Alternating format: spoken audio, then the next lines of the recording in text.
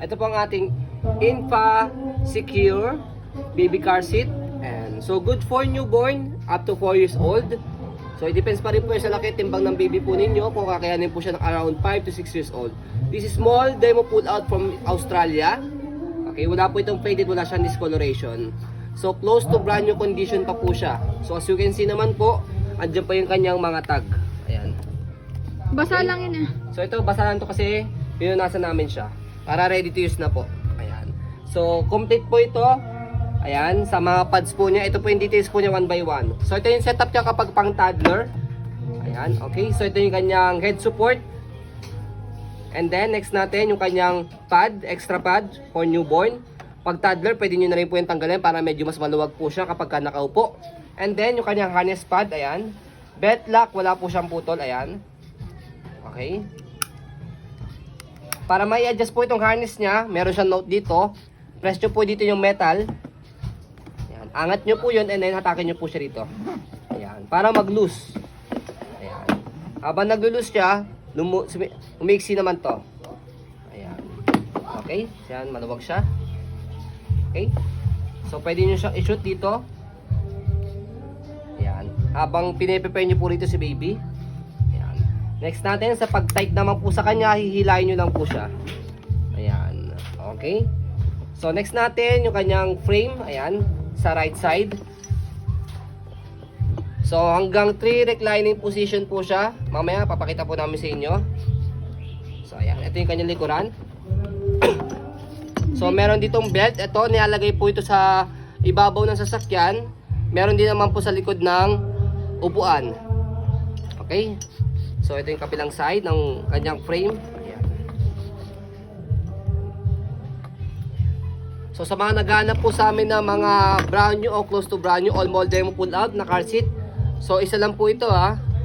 Okay. Date manufacturer. So, pauna na lang po. So, ito naman po yung kanyang manufacturing date.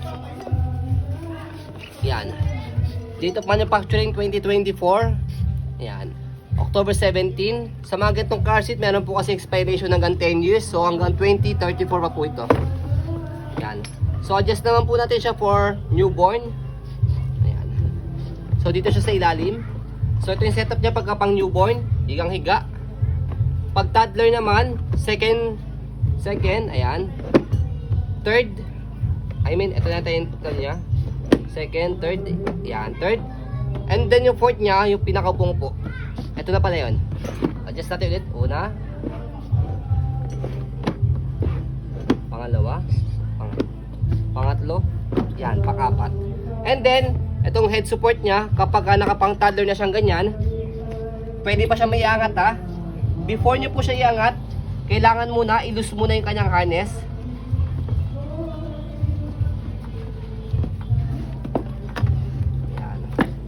Kailangan naka-loose yung harness niya para maiangat po ito. Ayan. So as you can see, mataas talaga siya. Ayan. Kasi alam naman natin yung mga bata sa ibang bansa, sa Australia, mga matangkad. So ayan. So possible, kakayanin po ito around mga 5 to 6 years old. Okay? So meron lang siyang missing part.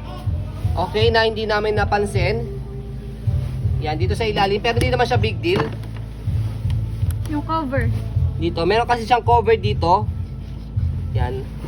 So, nawala lang siya. Missing siya.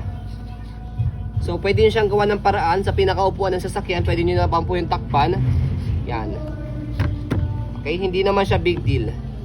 Lagyan nyo ng tela. Yes, lagyan nyo yung sheet tela. O kahit ito mga to, pwede naman siyang tanggalin. Ito. Yan. Pwede nyo siyang iganyan. Okay. Dapat kasi may board pa yun, di ba? May takip dapat. May takip siya rito. Okay. Pero, yun nga, pwede nyo siyang tanggalin to. Para yan, wala na siyang issue. Yan. Yun lang naman, hindi naman big deal po yun. Yan. Ang importante sa kanya is all workings, tapos kompleto sa mga pads, lahat yan, and wala siyang damage. So, ayan po. Isa lang po yung stock naming mall demo pull out sa Australia. Yan, after 1.5 year, nagkaroon ulit ng isang stock. So, paunahan na lang po kayo. So, ayan po, as you can see, very details po kami sa ayan po pag-video. Kasi amin siya policy, no refund, no exchange. What you see is what you get. So, maraming salamat. Have a nice day and God bless po.